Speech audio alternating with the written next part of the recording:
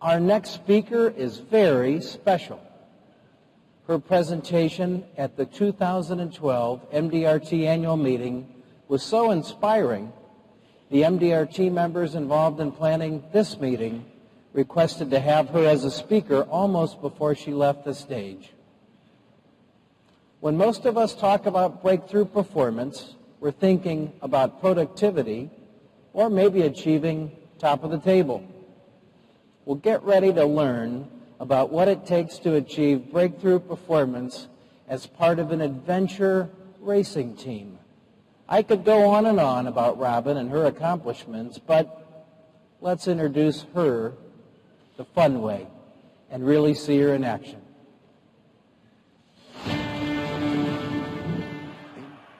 Oh, very nice. Well, congratulations, guys. Here you are at the top of yet another mountain. You're a member of MDRT or an aspiring member of MDRT. Please give yourselves a hand for that. That's amazing. That's an incredible accomplishment.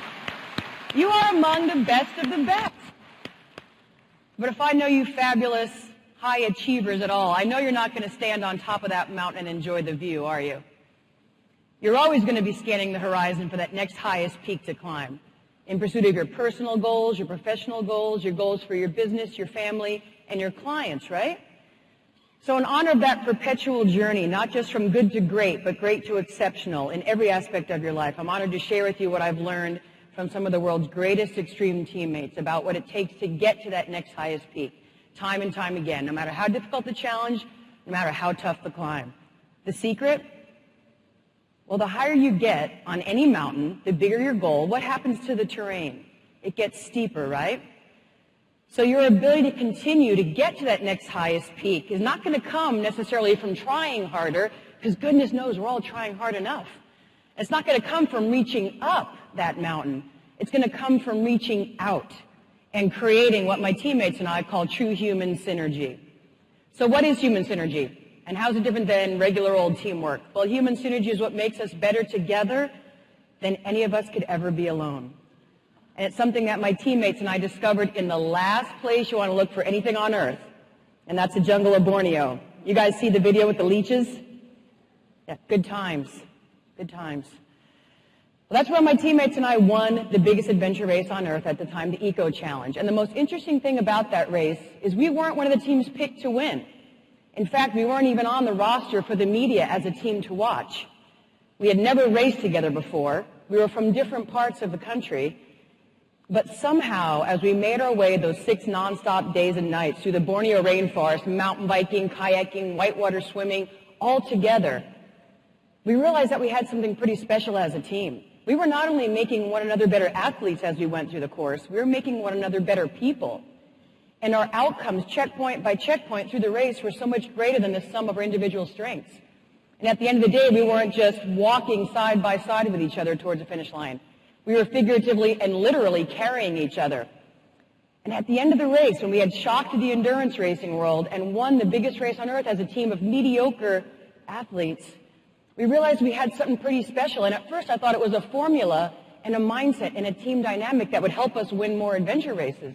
But what we realized is that it was a formula for creating success in the face of any difficult challenge in our lives. In other words, we had stumbled upon in the jungle how winning works.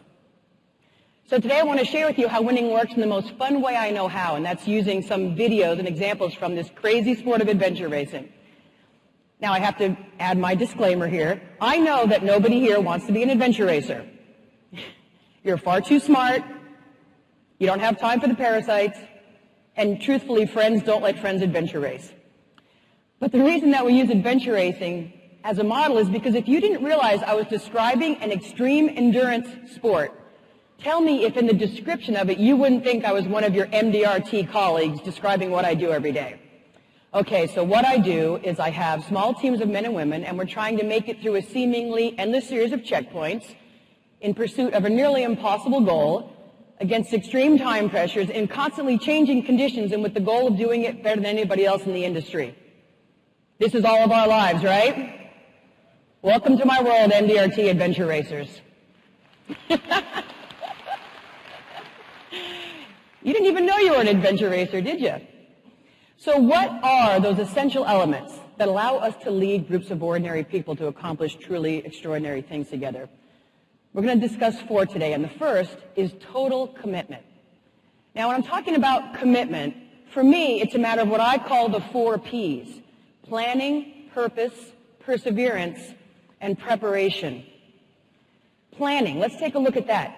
You as a team leader, you as a business person, you always have a long-term plan in mind. But the best leaders communicate that plan to the rest of the team and tell the people around you how to help you achieve that goal because they want to help you. And give your team checkpoints, ways to feel successful all along the way instead of just having that finish line far, far away in mind. Elevating their sense of purpose. Why are they here? Why are you doing what you do? That's the most important thing to remember and to relay to your teammates. You're helping people have better lives. Thinking about that when you're talking to your team. Perseverance. Never letting emotion affect locomotion. And your preparation. Preparation is how you create luck as a business person. Because in my opinion, luck is the sum of opportunity meeting preparation. If you are so well prepared, and not just well prepared to be the best among your peers, but the best in the world, if you prepare to that level, and then you're constantly scanning the horizon for opportunities to be better, to grow more. And also, where else do your opportunities lie? In your strengths. If you think about what you're great at, what do people come to ask you about? What do you consult with other people about? What is your core strength? And you do more of it. You put that together with preparation, and boom, you become the luckiest business person out there. One thing I know for sure about commitment starts when the fun stops. Right? We all start strong. We all start a project very strong. We're happy to be there at our races. Everyone's high-fiving each other, and we're all wearing matching outfits, and the sun's out, and we're having the best time. And then about 12 hours later, there's sideways hail, we're bleeding, we're covered with leeches, we want to strangle each other. That's when commitment starts, when the fun stops. So in this first clip I'm going to share with you guys from Adventure Racing, this is our team in the Borneo Eco Challenge, and the fun had stopped for us about 5 days before we entered this moment. We are racing the French to the finish line, which we were doing quite a bit in these years. And it looks as though all we have to do is run into these caves, ascend up these ropes, run down this ridge line, jump into our boats, paddle 60 miles to the finish line, and we're going to win the Eco Challenge. Yay! Well, not so fast. We step into the caves, and our first step into the cave was up to here. What's at the bottom of caves? Bat guano. Bat poop. And that has absolutely nothing to do with the story. It just adds flavor. I'm sorry. So we're wading through the bat poop trying to find our ropes. And we finally find them. We ascend about halfway up. And suddenly my rope is shaking around. And I don't know what's going on. I look down there, and the night before, we knew we had a 3-hour lead on the French, but suddenly they came into the caves right behind us, only 10 minutes behind us. They had caught up 3 hours overnight, and there was a little Frenchman down at the bottom of my rope, and he's holding it, shaking it around, and he looks up at me and he says, "Get off the rope, America, we come to win the Eco Challenge." French. So I go into full panic. I start ascending as fast as I can, trying to get away from them, and I had a very smart team captain. And he said, "You know what, guys? Stop for a second. Let's think about this. They can't get on the ropes until we get off, and they can't get past us. There's only 4 ropes. So what do you think we did?" We stopped, right? No, we didn't cut the ropes. Somebody always yells, "Cut the ropes." We stopped. And we drank all our water. We ate all our food. We prepared for the battle ahead. And then we ascend up our ropes, and now we're running down the ridgeline, and it's 120 degrees out Fahrenheit, and we're running down this ridgeline. I'm all out of water. I'm dehydrated. I'm at the end of my rope physically and spiritually. And what happens when girls are at the end of their rope? We cry, right? So there I am crying in the middle of this ridgeline at the front of the World Championships. And I'm stopped because I can't keep walking. There's a 1,200-foot drop on both sides. And so I'm standing there as the French are running down, and my teammates are running down ahead. And finally, my team captain realized I wasn't there. He starts running back up the ridgeline, and I will never forget what he said to me. He said, okay, Rob, I got a wife and a daughter, and I know that you people have to do this. But there's a difference between people that win the Eco Challenge and people that lose the Eco Challenge. And it's not that people that win this race aren't crying, because it's okay, and this is really hard, and I understand. It's just that people that are going to win this race are crying, and he grabbed my hand and said, and they're walking. And bless his heart, he held my hand as I cried and stumbled and made my way down that ridgeline. I realized being a winner isn't about not having a bad day. We're all going to have a bad day. But being a true winner means that you cry and you keep walking. So here we are, a quick little clip in Borneo. On the ridge to Eton Peak. Woohoo! Oh, thanks, you guys. Oh, right on. Can I get an amen, the leopard skin lycra outfit? Thank you very much. So at the end of those things, you get, there's usually one guy there, the race director, so it's the sound of one hand clapping. It's very zen. And if you win, you get enough money to get home on the plane. But you guys know why you do crazy things like that, why you have these big, big goals, is because when you accomplish them, especially with a team, it's the most magical feeling on earth. And that's what keeps us coming back time and time again and setting those big goals. The next essential element of winning we'll look at today is adversity or change management. Because we all know that no matter how hard we try, no matter how well we plan, a journey of 1,000 miles sometimes ends very, very badly. Some days we're the bear, right? We got salmon jumping in our mouths. Some days we're the salmon. So how do we handle the salmon days as a team leader? Well, a lot of it is your attitude. Are you a leader that speaks in challenges versus roadblocks? And great winners are also people that are ruled by the hope of success versus the fear of failure. If you think about when you have a difficult challenge, facing a difficult challenge in your path, where does your brain go to? Do you immediately start thinking, what's it going to take to not lose, to hold position, or what's it going to take to really win? Now, I learned the difference between these two mindsets the hard way. In the biggest race on earth, the first time I raced with the best team in the world, in a race called the Raid Gauloise in Ecuador. We were racing the French, once again. On day 7 of this race, we literally could not shake each other. They were with us neck and neck for 6 days. On day 7, we started a 3-day journey down this river, first in whitewater rafts. We jumped in our whitewater raft, the French jumped in their whitewater raft, and we're paddling very, very close to each other. And I was fear of failure person. I always thought in terms of fear of failure. And so my focus was where? Behind us, on the French. So I kept paddling, and then I would turn around and paddle. Did they gain 2 more inches? And I was obsessed with whether we were losing. And finally, my friend Ian, who was sitting in the boat behind me steering, was so annoyed by where my focus was that on about the 150th time I turned around to see where the French were, he took his paddle and he threw it down in the boat. And he grabbed the top of my head, which was facing him, and he turned it back around to face forwards.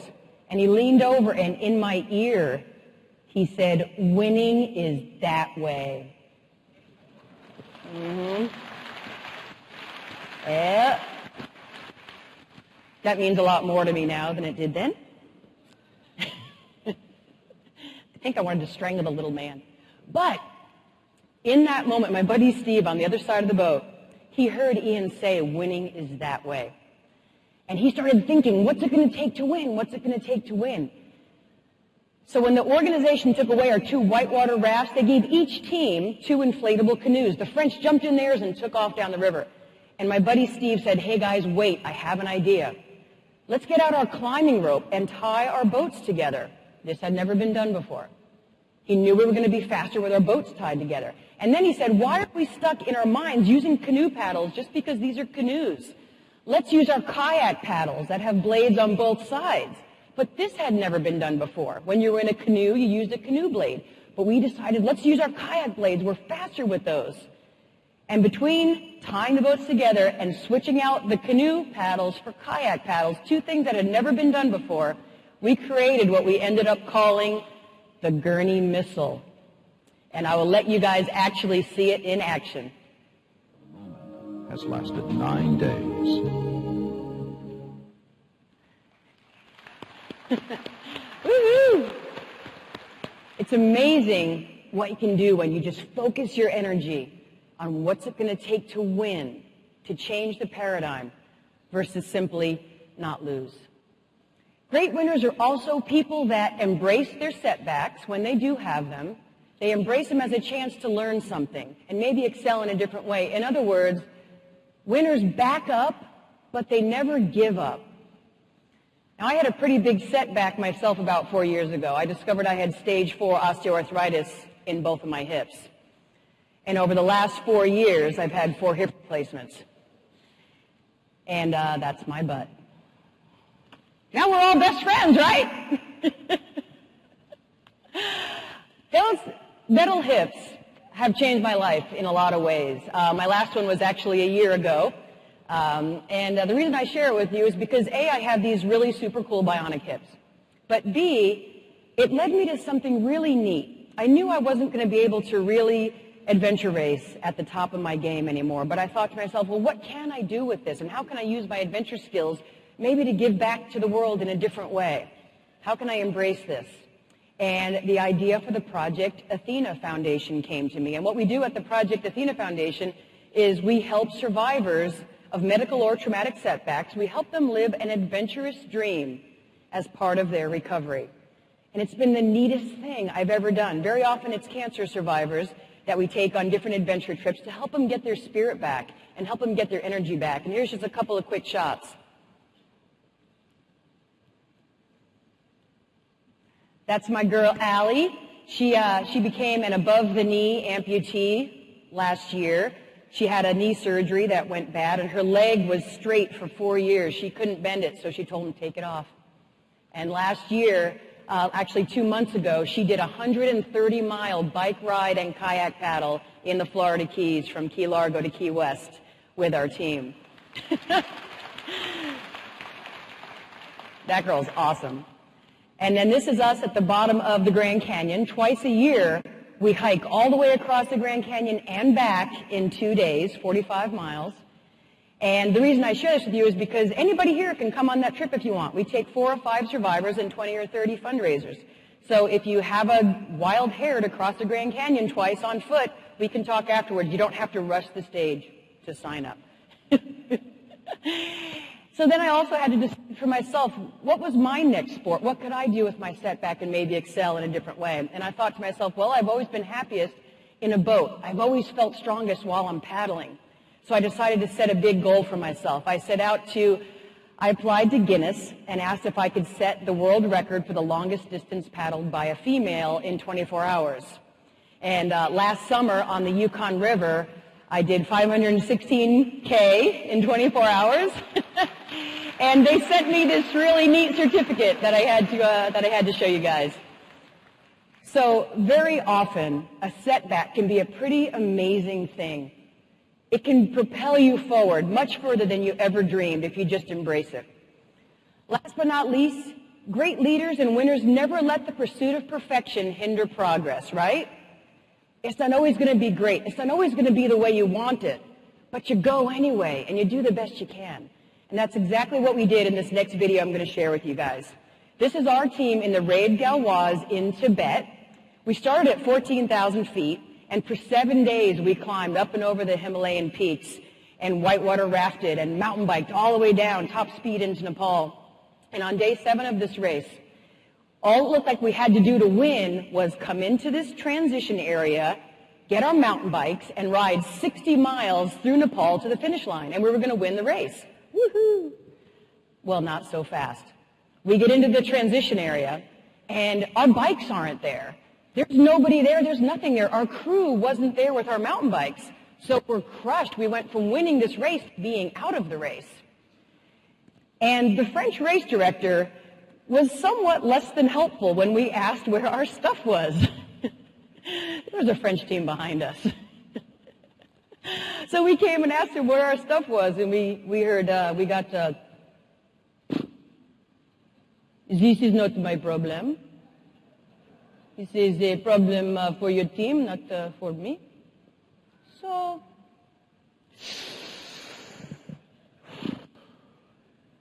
I think maybe you sit. They could be days away. That's what he told us. They could be days away. So we sat for about 3 or 4 minutes, and then I had these 3 great leaders jump into action. And I will let you see how we tried to manage our adversity on our way to that finish line.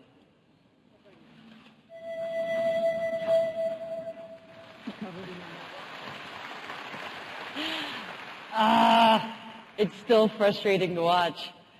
Do you want to know what happened? Okay, I'll give you the quick yada, yada, yada. Here's what happened. All right. So we take off on those horrible, awful bikes, right? And we don't have the tools to fix them. We don't have the spare tires. We have nothing that we need to fix them. And by about 10K into this ride, we're now pushing these bikes through the sand because they're not rideable anymore. And then we look up and we see our crew coming towards us with our awesome mountain bikes. And we think we're saved, we're going to win the race.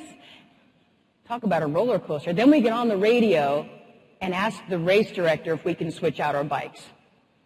And that was a bad idea. Because he said, oh, this is not possible. This is not a transition area. You will be disqualified, blah, blah, blah, blah. So he was going to disqualify us if we switched out our bikes in any other place than the official transition area 15 miles back that way. So we had a hard decision to make. Do we push our bikes all the way through Nepal for 60 miles, or do we push them back this way for 15 miles? And we're pushing our bikes back for 15 miles.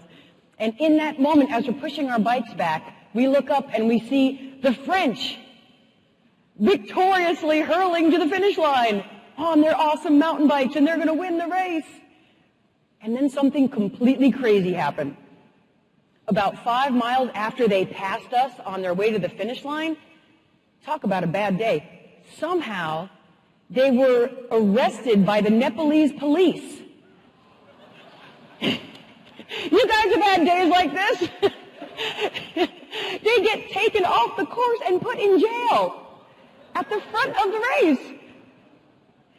And this finish team that was 6 hours behind everyone just tiptoed through the mayhem and won the race. Crazy meltdown at the end of this thing. But it was really neat because we were fourth place after all that, after going back, getting our bikes and starting over. And it was neat because in the award ceremony, the entire place stood on the tables and cheered and lost their minds because they knew that my buddy Keith was right when he said to us, you know what, guys? People judge you in your life not by what you achieve, but by what your attitude is for things.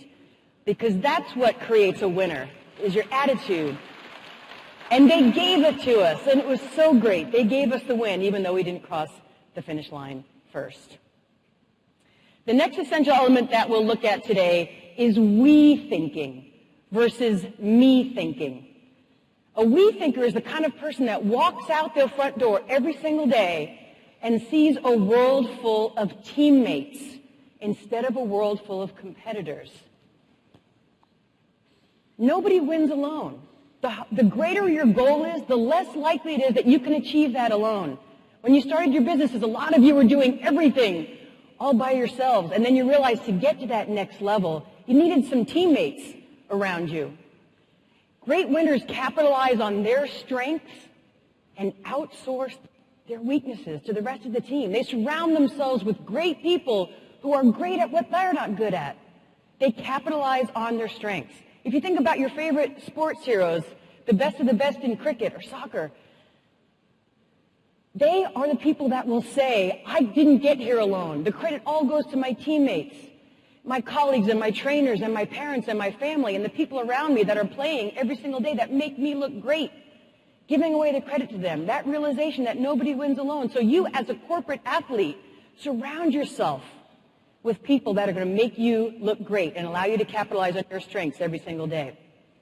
And great winners are also people, and this is a funny term that my team captain Robert came up with at the start line of the Ecuador raid. He said, hey guys, we got to suffer equally on this team.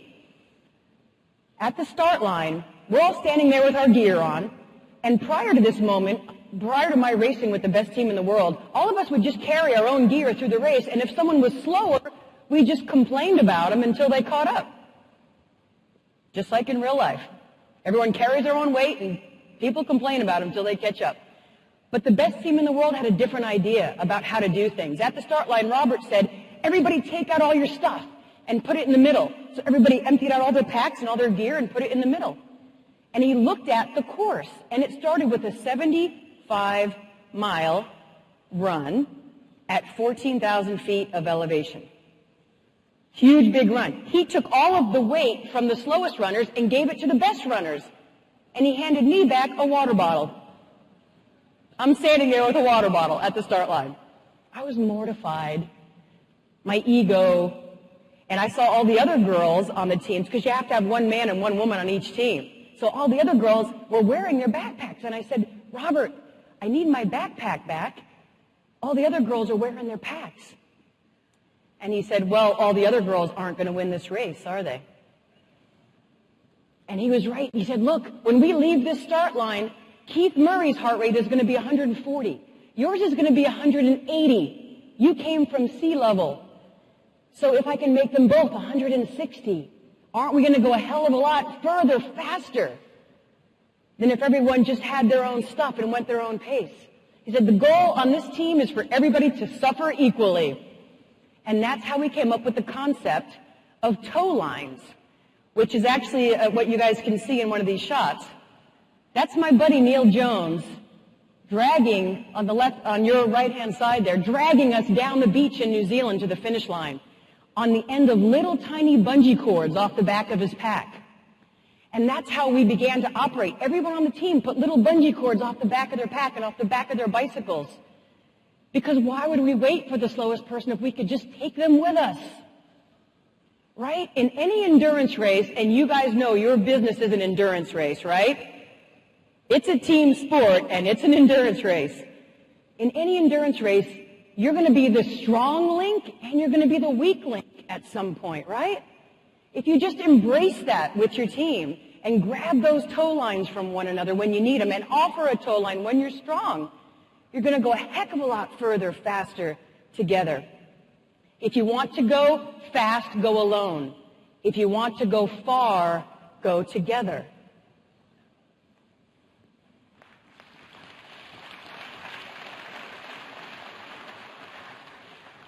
Great we thinkers are also people that seek synergy everywhere, all day long. They see that world full of teammates. How can I make you better? What do you have that can make me better? And that's exactly what we're doing in this other shot, which it looks like there's 4 people looking at a map. Looks like one team. Well, it turns out that this is my team and the South Africans in the front of the race, the first and second place team in this race called the Bull of Africa. And we have our top 2 navigators looking at the maps together. We even collaborate with our competitors. Why? Why would you do that? Well, it just happened naturally. For the first day, we would all try to kill each other. Every team would be racing every other team. And then we'd realize we were at the front of the race with 2 or 3 or 4 other teams that were as good as we were.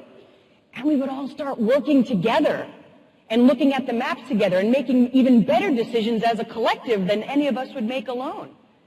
If you're traveling the same direction with the best of the best, the rest of the best of the best, that was hard to say, you're going to go faster if you collaborate with one another. And that's exactly what we're here to do, right? That's exactly why we're here at MDRT, at this meeting, is because you're here with the best of the best in your industry, and there's so much that you can share with one another, and so much that you can learn from one another. And that's why we're all here.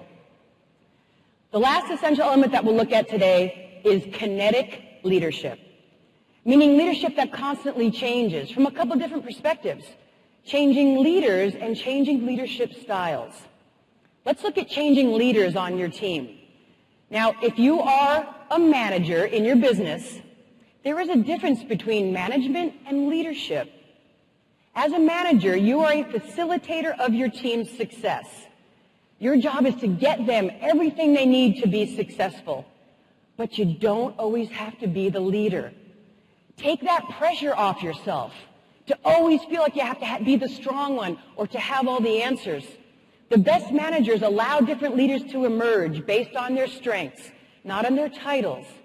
There's people that are great at different things on your team. Let them lead. And then changing leadership styles. My favorite study on situational leadership came from the Harvard Business Review, and it was written by a man named Daniel Goleman, who wrote Emotional Intelligence, which many of you might have read. He did a 3,000 middle-level manager study over 3 years and looked at their leadership behaviors, their effect on the corporate climate, and further, their effect on bottom-line profitability. And you know what he discovered? Your leadership style is responsible for 30% of your bottom-line profitability. 30%. And so in the article, they said you got to change leadership styles with your team like a golfer changes their club. You got to use the right club for the shot. So what were the 6 different leadership styles that he talked about in his study? Pace setting was the first one. A pace setter is a leader that gets out front of everyone and says, I know the way, guys, follow me.